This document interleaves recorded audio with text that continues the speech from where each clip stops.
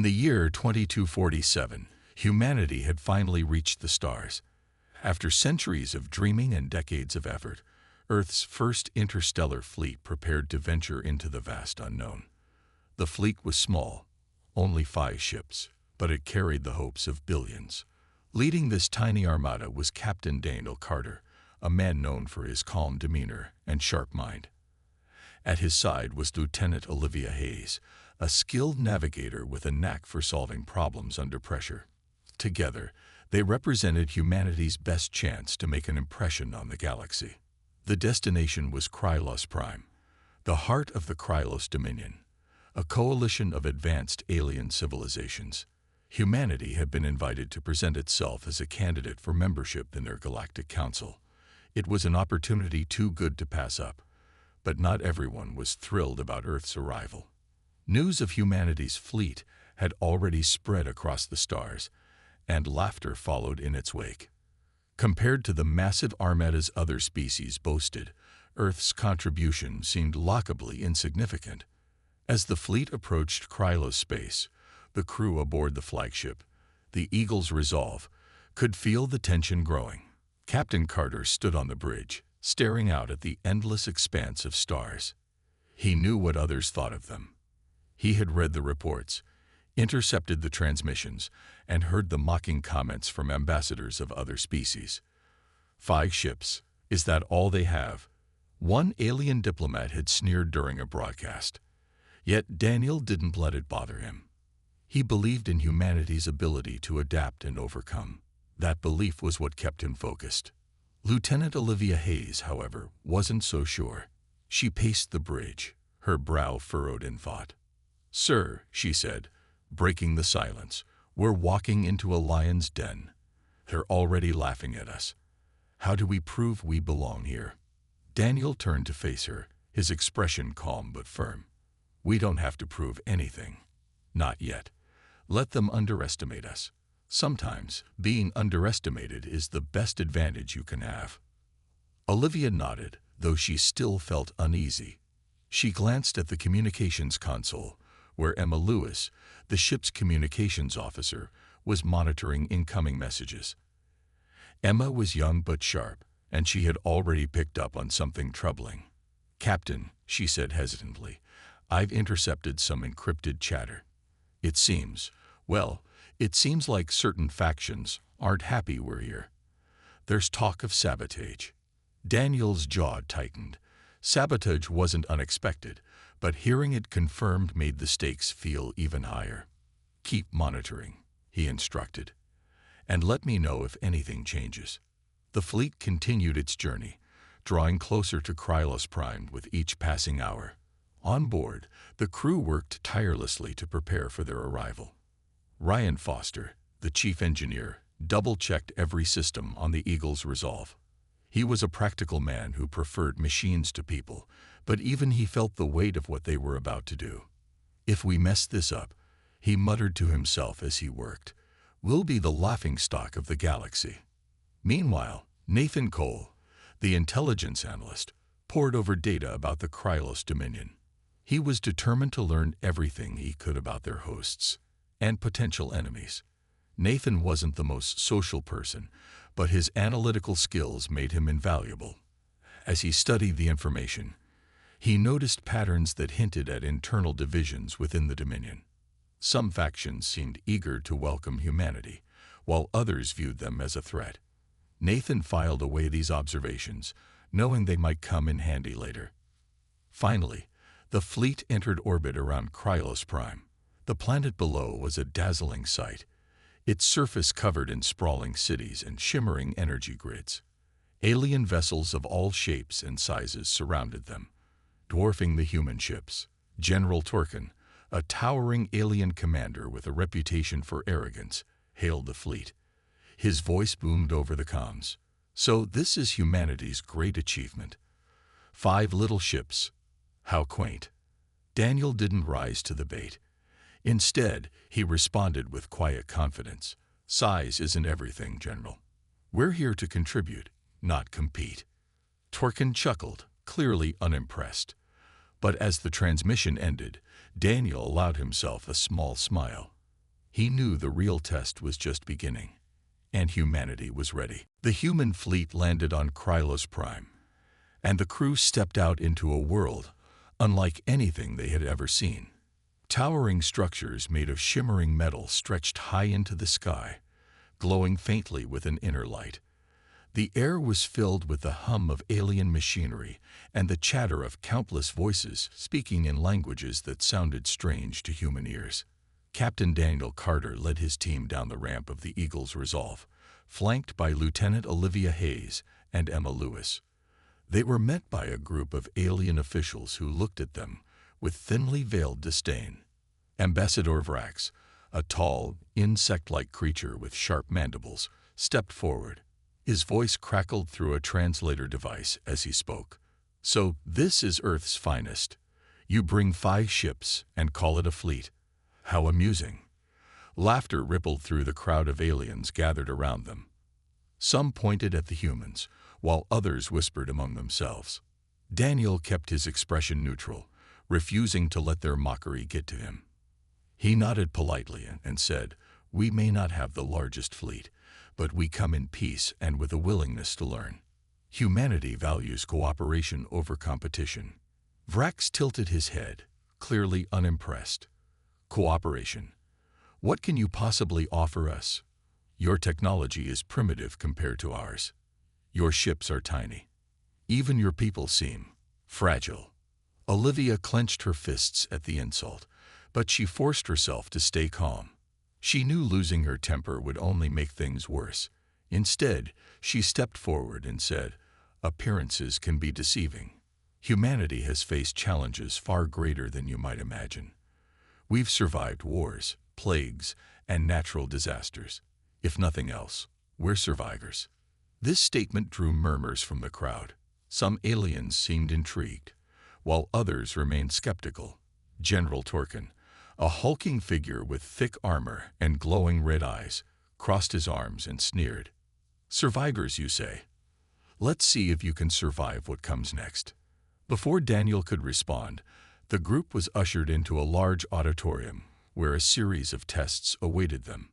These tests were designed to evaluate humanity's abilities in various fields: diplomacy, resource management, and even combat strategy. It quickly became clear that the Krylos intended to push them to their limits. The first challenge involved solving a simulated crisis aboard a damaged alien ship. The scenario was chaotic, with alarms blaring and systems failing one after another. Ryan Foster, the chief engineer, took charge, analyzing the problem with precision. He quickly identified the root cause of the malfunction and devised a solution using tools available within the simulation. The alien observers watched in silence as Ryan worked, their expressions shifting from skepticism to grudging respect. Next came a test of diplomatic skill. A mock negotiation unfolded, pitting humanity against representatives of 2 fictional alien species locked in a territorial dispute. Nathan Cole, the intelligence analyst, provided crucial insights about each faction's motivations, helping Daniel craft a proposal that satisfied both sides. When the session ended, Ambassador Lyra, a graceful, bird-like alien from the peaceful Arisian race, approached Daniel. "Your approach was unexpected," she admitted. "You showed wisdom and restraint. Not many would have succeeded." Despite these successes, the atmosphere remained tense. During breaks between challenges, Olivia noticed subtle signs of hostility from some of the alien participants. Whispers spread about how humanity's performance might threaten the balance of power in the Dominion. Emma, meanwhile, continued monitoring communications, picking up hints of discontent among certain factions. "Captain," she reported quietly during one break, "some of them are planning something. I don't know what yet, but they're not happy with how well we're doing." Daniel nodded thoughtfully. "Stay alert," he instructed, "and keep me updated." As the day wore on, the crew began to realize that passing these tests wasn't just about proving humanity's worth. It was also about navigating a web of politics and rivalries. Every move they made was being scrutinized, every word weighed for hidden meaning. Yet despite the pressure, The humans held their ground. They adapted, they learned, and most importantly, they worked together. By the time the final test concluded, the mood had shifted slightly. While many aliens still viewed humanity with suspicion, a few now regarded them with cautious curiosity. As Daniel and his team returned to their ships, he allowed himself a small sense of satisfaction. They hadn't won anyone over completely, but they had planted seeds of doubt in the minds of their critics, and in the vast, unpredictable galaxy, sometimes planting seeds was enough. Back aboard the Eagle's Resolve, the crew gathered in the briefing room to discuss what they had learned. Captain Daniel Carter stood at the head of the table, his expression thoughtful but alert. The day's tests had been grueling, and while humanity had performed well, the tension between them and the Krylos Dominion was far from over. Lieutenant Olivia Hayes sat across from him, tapping her fingers lightly on the table as she reviewed notes on her tablet. "The aliens are watching us closely," Olivia said, breaking the silence. "Every move we make is being judged. They're testing more than just our skills. They're trying to figure out if we're a threat." Daniel nodded. "That's exactly what I expected. But let's not forget, we have something they don't: adaptability. We've faced worse odds back home, and we've always found a way to survive." Ryan Foster, the chief engineer, leaned forward, his hands clasped tightly. "Surviving isn't enough here, Captain. These aliens aren't just curious. They're suspicious. Some of them see us as competition, even though we've done nothing to provoke them." Emma Lewis, the communications officer, chimed in. She had spent hours monitoring alien transmissions during the tests and had picked up troubling patterns. "I've intercepted more encrypted messages," she said quietly. "Some factions within the Dominion are talking about undermining us. I can't decode everything yet, but it sounds like they're planning to discredit us, or worse." Nathan Cole, the intelligence analyst, frowned as he studied the data Emma had shared. "It makes sense," he said after a moment. "The Krylos pride themselves on their dominance. Humanity showing up and performing well threatens that. If they can't dismiss us outright, they'll try to eliminate us." Daniel listened carefully, his mind racing. He knew they couldn't afford to let their guard down, but at the same time, they couldn't appear weak or defensive. Humanity needed to stay one step ahead. "We need to focus on two things," he said finally. "First, we keep excelling in these tests. Show them we're capable, but don't reveal everything. Second, we prepare for the worst. Emma, keep monitoring those transmissions. Nathan, analyze any patterns you find. Ryan, make sure our ships are ready for anything." The team nodded, each person understanding the weight of their mission. They were no longer just representatives of Earth. They were humanity's shield against potential threats. The next day brought another round of challenges, this time focusing on resource management. The humans were given control of a simulated mining operation on a distant moon. The task seemed straightforward: extract resources efficiently while maintaining safety standards. However, complications arose almost immediately. Equipment malfunctioned, supplies ran low, and unexpected environmental hazards threatened the operation. Ryan sprang into action, diagnosing problems and improvising solutions. When a drilling machine broke down, he reprogrammed a spare unit to take its place, impressing even the skeptical General Torkin. "Not bad for primitives," Torkin muttered under his breath, though Ryan caught the comment and smirked. Meanwhile, Olivia coordinated the team's efforts, ensuring everyone worked together seamlessly. Her calm leadership kept morale high, even when things seemed to spiral out of control. By the end of the simulation, the humans had not only completed the task but done so with greater efficiency than any previous participants. As the results were announced, Ambassador Lyra approached Daniel once again. This time, her tone was warmer, almost admiring. "Your people continue to surprise us," she said. "You may lack the size and strength of other civilizations, but your ability to adapt is remarkable." Daniel smiled faintly. "Adaptation is humanity's greatest strength. We've had to rely on it for survival since the beginning. Lyra tilted her head, studying him curiously.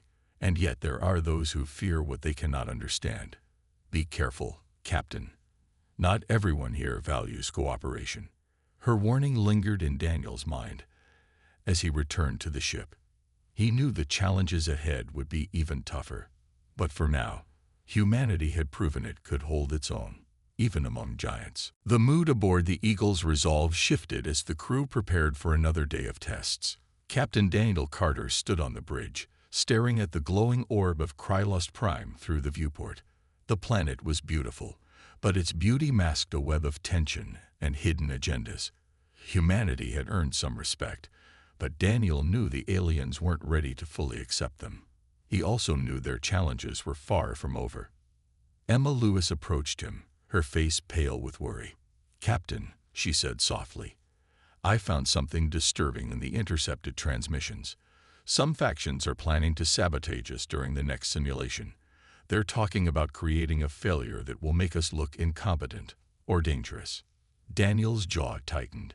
Sabotage wasn't unexpected, but hearing it confirmed made the situation feel even more urgent. "Do you know who's behind it?" he asked. Emma shook her head. "Not yet. The messages are heavily encrypted, but Nathan is working on decoding them. Whoever it is, they're trying to frame us for something big." Daniel nodded. "We need to stay one step ahead. Alert the crew to be extra cautious, and tell Ryan to double-check every system on our ships.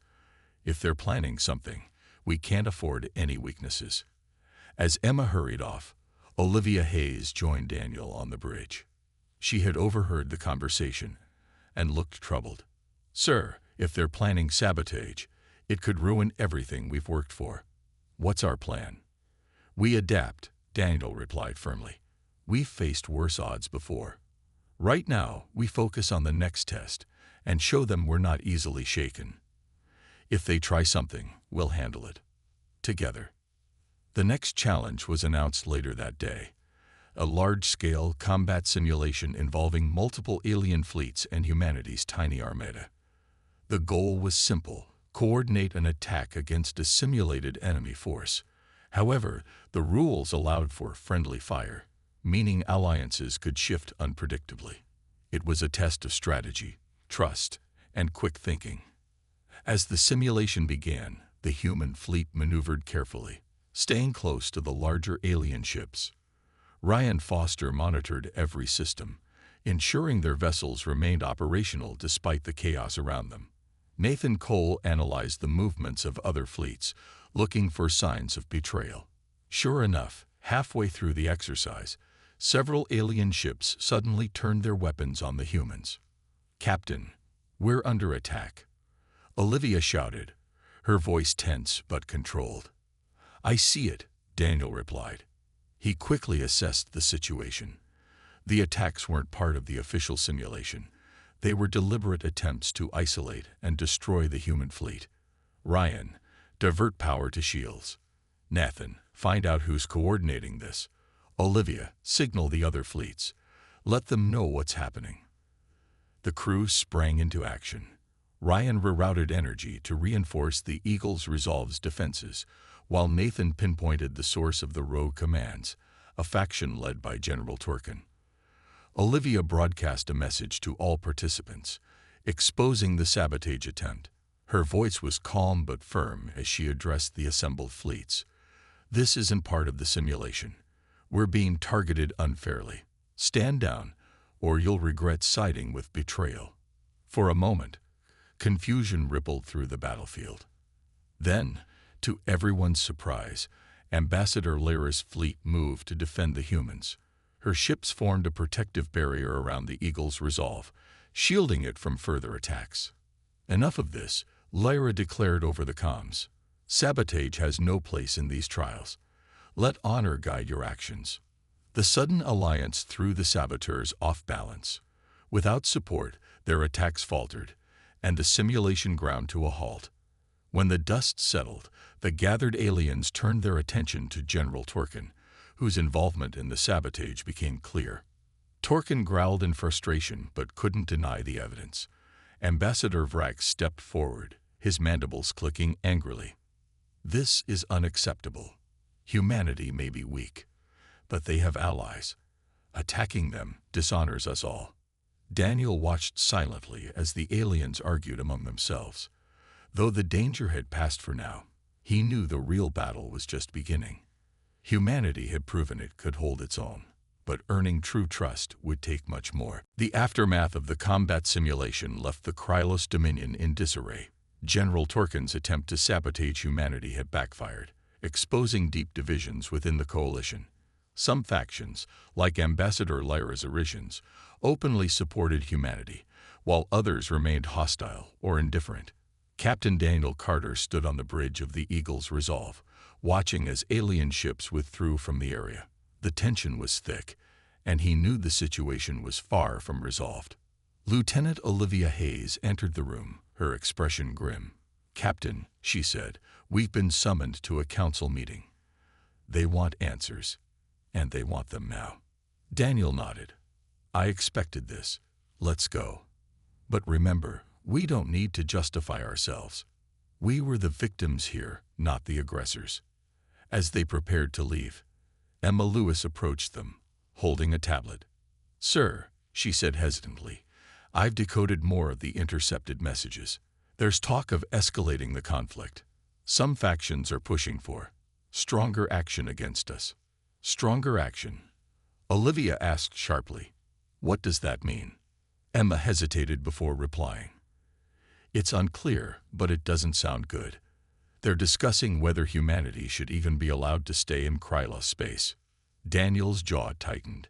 He had hoped their earlier successes would deter such hostility, but it seemed their presence was still seen as a threat.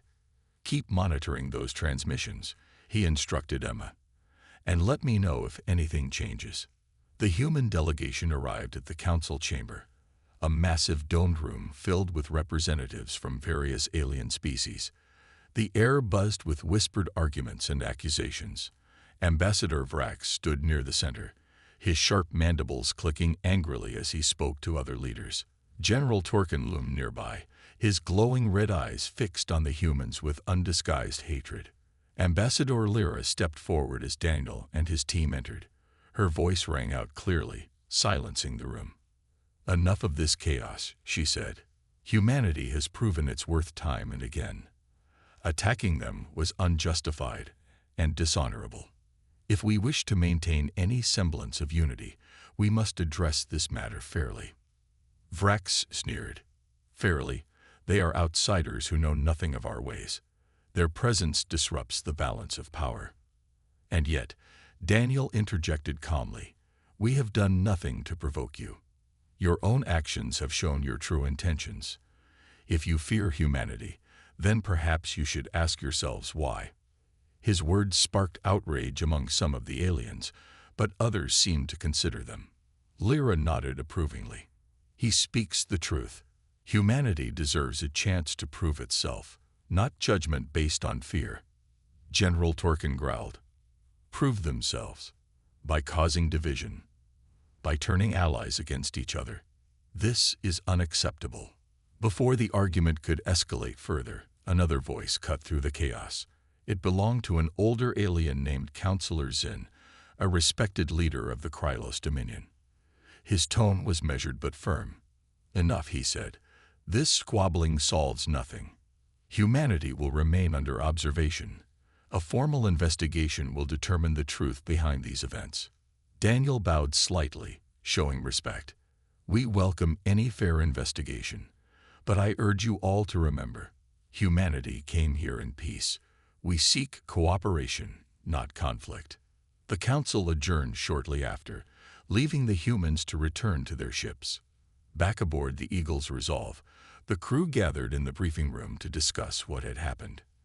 Nathan Cole reviewed the latest data, confirming that tensions were still high. "Some factions are pushing for retaliation," he reported, "but others, like the Arisians, are standing by us. It's a delicate balance." Olivia crossed her arms, frustration evident on her face. "They're playing games with us, testing how far they can push before we break." Daniel leaned back in his chair, his expression thoughtful. Let them test us.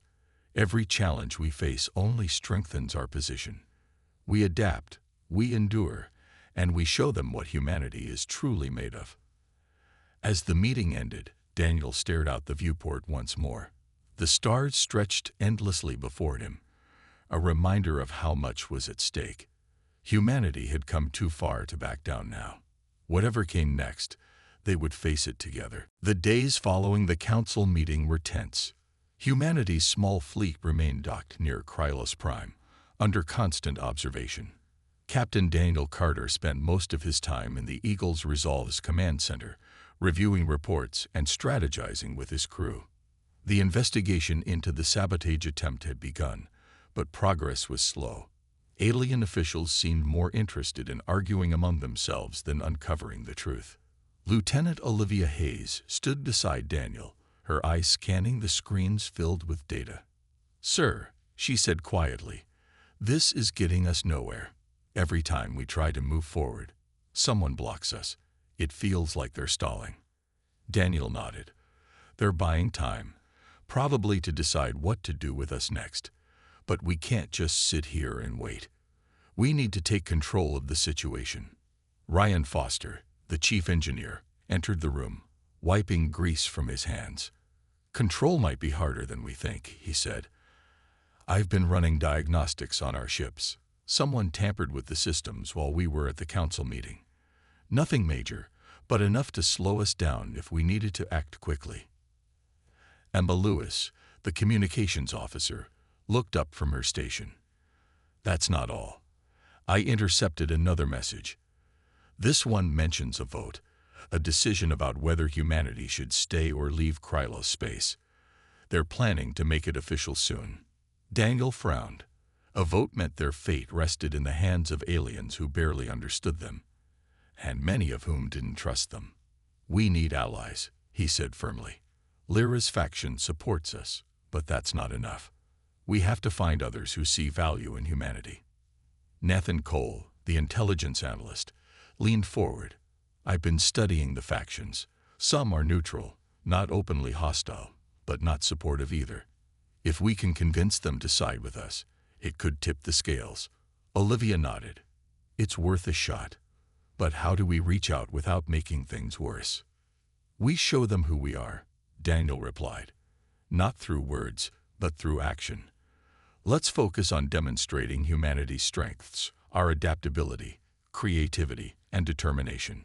Over the next few days, the crew worked tirelessly to strengthen ties with key alien leaders.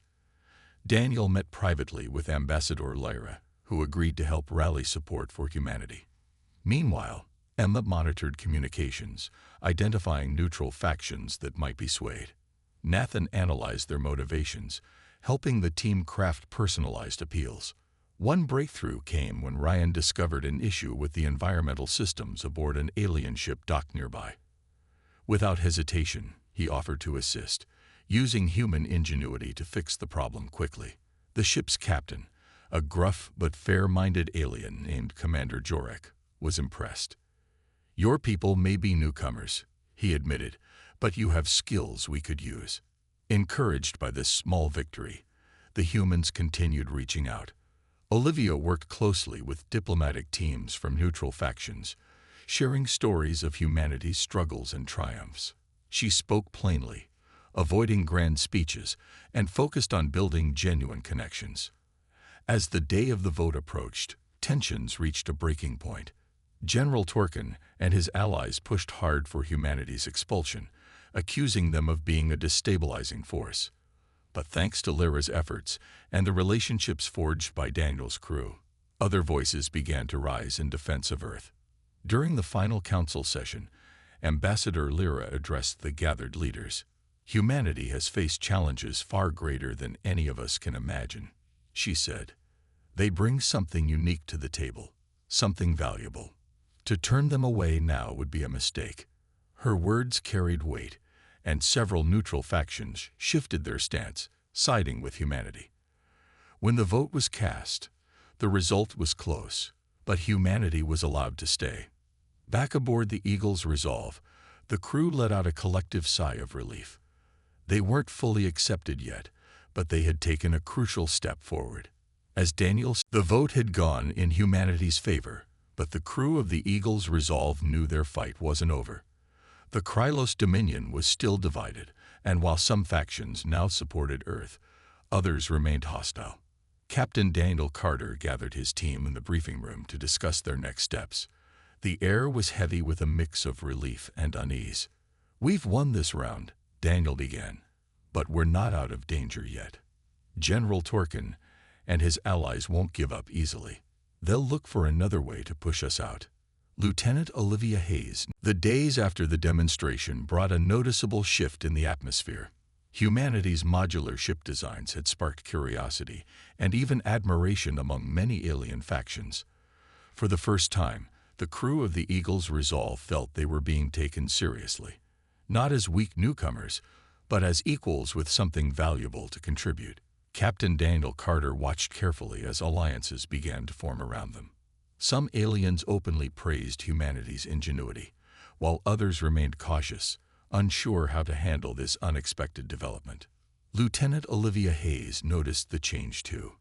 "It's working," she said during a quiet moment on the bridge. "They're starting to see us differently." Daniel nodded. "But we can't let our guard down.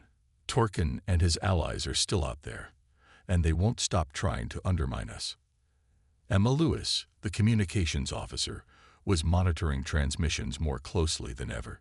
She leaned over her console, her brow furrowed. "Sir, I've picked up chatter about internal divisions within the Dominion. Some factions are calling for reforms, changes that could make room for humanity. But others are resisting, saying it would weaken their unity. It's a power struggle," Nathan Cole added, studying the data. "The Dominion has always been ruled by tradition. Humanity represents change, and not everyone is ready for that." Ryan Foster rubbed his temples, looking tired but determined. "Change doesn't come easy, especially when pride is involved. These aliens have been at the top for so long, they don't know how to share space with anyone else."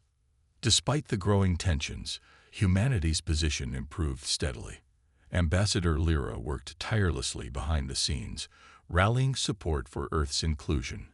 Her efforts paid off when several neutral factions publicly declared their backing for humanity. Commander Jorak, the alien captain Ryan had helped earlier, became one of their strongest advocates. "Your people bring fresh ideas," he told Daniel during a private meeting. "We need that if we want to grow stronger as a coalition." General Torkin, however, refused to back down. He gathered his supporters and launched a campaign to discredit humanity once again. Rumors spread about supposed weaknesses in human technology and doubts about their loyalty. "They're outsiders," Torkin argued in a heated council session. "Letting them stay will only divide us further." The accusations forced Daniel and his team to act quickly. They organized another presentation, this time focusing on humanity's history, how they had overcome countless challenges through cooperation and innovation. Olivia took the lead, sharing stories of Earth's struggles against disease, famine, and war. "We didn't survive because we were strong," she explained. "We survived because we worked together. That's what we offer, a spirit of collaboration." Her words resonated with many aliens, especially younger members of the Dominion who felt stifled by rigid traditions. Slowly but surely, the tide began to turn. Even some of Torkin's supporters started questioning whether opposing humanity was truly in their best interest. As debates raged on, a new challenge emerged. A rogue faction attacked a Krylos outpost near the border of Dominion space. The attack was swift and brutal, catching everyone off guard. Panic spread as reports came in of heavy casualties and damaged infrastructure. General Torkin immediately accused humanity of orchestrating the strike, despite having no evidence. Daniel knew this was a critical moment. If humanity didn't step up, the accusations would stick, and all their progress would be undone. "We helped them," he declared firmly. "This isn't about politics, it's about doing what's right." The human fleet sprang into action, offering medical aid, supplies, and technical assistance to the affected outpost. Ryan and his engineering team worked side by side with alien crews, repairing damaged systems and restoring order. Emma coordinated communications, ensuring accurate information reached those in need. Nathan analyzed patterns from the attack, uncovering clues that pointed to an entirely different culprit, one linked to Torkin's own allies. When the truth came to light, Torkin's credibility crumbled. Many aliens turned against him, seeing his accusations for what they were: desperation. Humanity, on the other hand, earned widespread respect for their selfless response. Back aboard the Eagle's Resolve, the crew reflected on what had happened. They had faced suspicion, hostility, and outright sabotage. But they had persevered. As Daniel stood on the bridge, gazing at the stars, he allowed himself a small smile. Humanity wasn't just surviving anymore. They were thriving. And in the vastness of space, that was no small feat. The rogue faction's attack on the Krylos outpost had shaken the Dominion to its core. While the immediate crisis was contained, thanks in part to humanity's quick response, the aftermath left deep scars. Trust between factions eroded further, and tensions threatened to boil over into open conflict. Captain Daniel Carter knew this was a turning point, not just for humanity, but for the entire coalition. If the Dominion fell apart now, it would create chaos across the galaxy. On board the Eagle's Resolve, the crew gathered in the briefing room to discuss their next steps. Lieutenant Olivia Hayes spoke first, her tone serious. Torkin's allies are trying to use the attack as an excuse to push us out again. They're saying we're too dangerous to keep around. Daniel nodded. They're afraid of change. But we can't let fear dictate what happens here.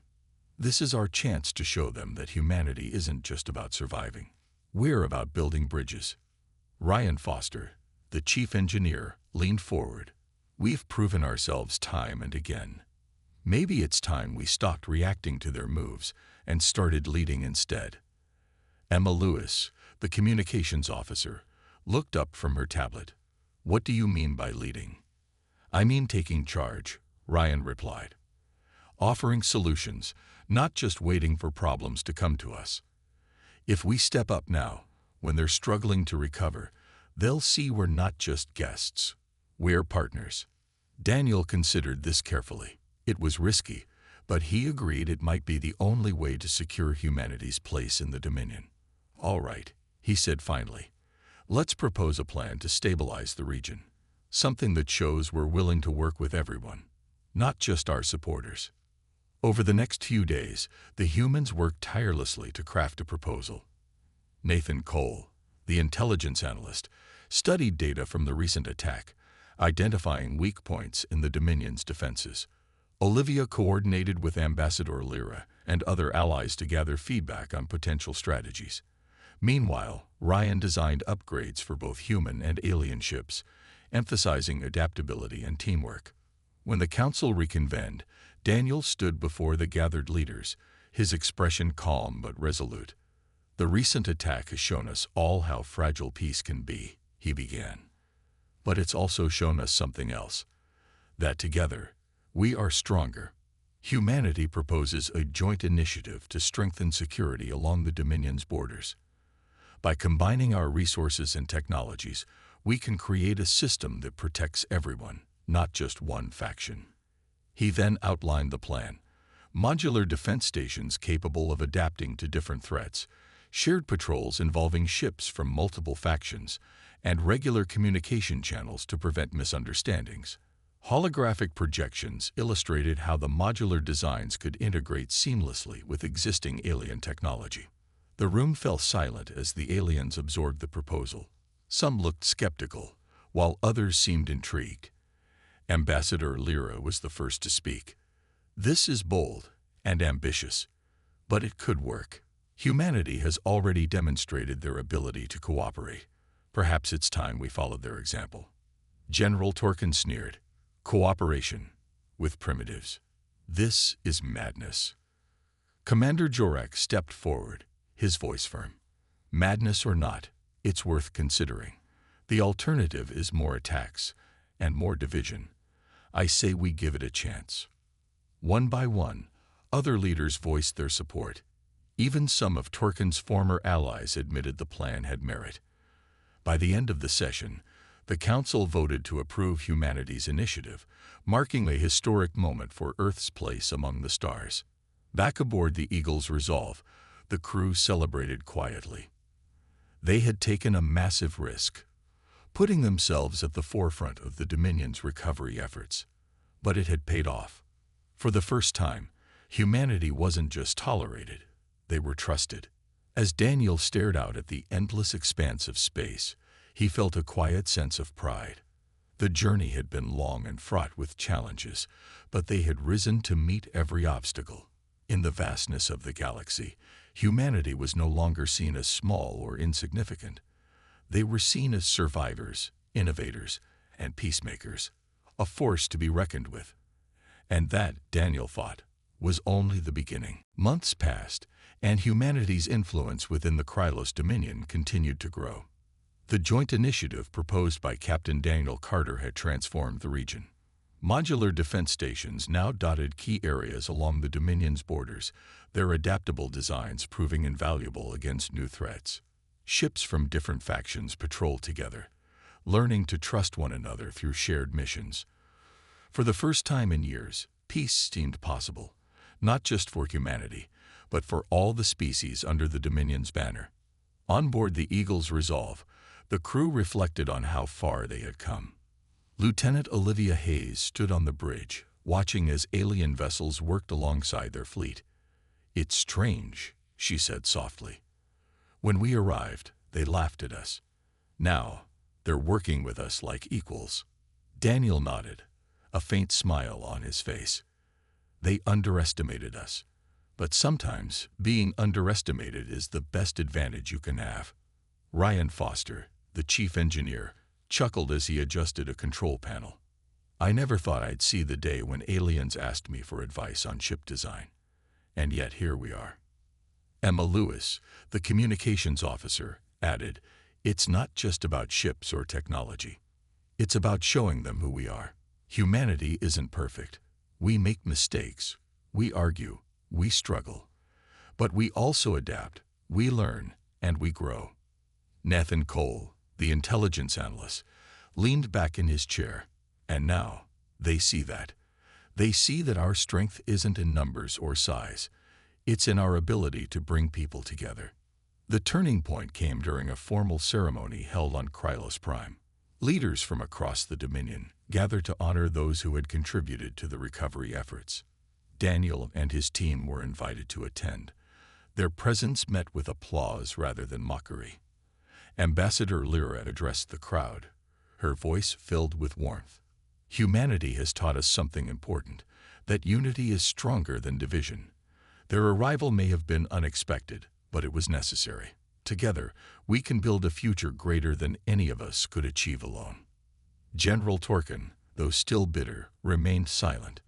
His attempts to undermine humanity had failed, and even his supporters had begun to turn away from him.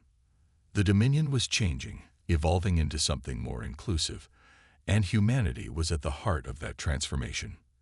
As the ceremony ended, Daniel found himself standing beside Commander Jorek. The alien captain extended a hand, a gesture of respect. "You've earned your place here," Jorek said. "Not because you fought for it, but because you worked for it." Daniel shook his hand firmly. "Thank you. But this isn't just our victory. It's everyone's. We couldn't have done it without allies like you." Back aboard the Eagle's Resolve, the crew prepared for their next mission.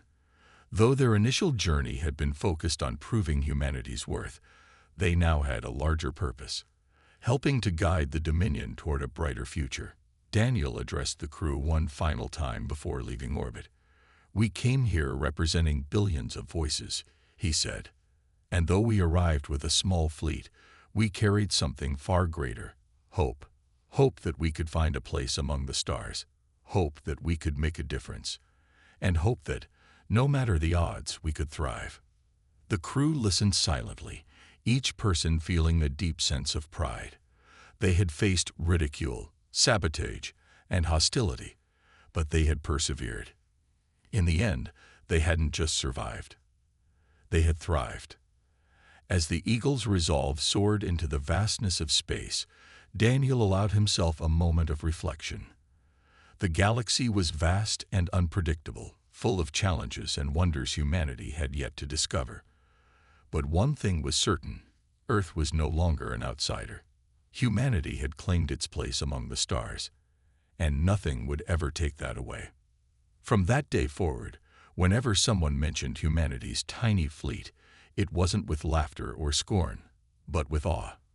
For in those 5 ships lay the spirit of a species determined to endure, to adapt, and to shine. And in the endless expanse of the cosmos, that was enough.